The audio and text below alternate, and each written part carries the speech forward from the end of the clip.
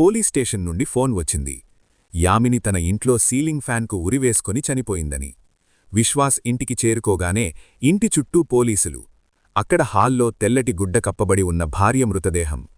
Inspector, ఇది మీ భార్య రాసిన సూయిసైడ్ నోట్, చదవండి అని విశ్వాస్కు అందచేశాడు.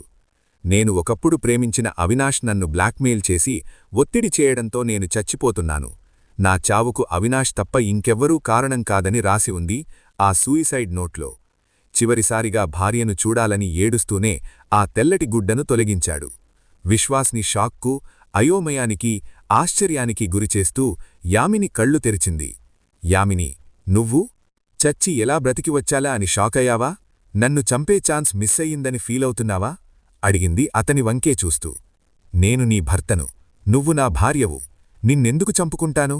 కోపాన్ని బాధను నటిస్తూ అన్నాడు విశ్వాస్. ఓ, మరి ఆవిడెవరు?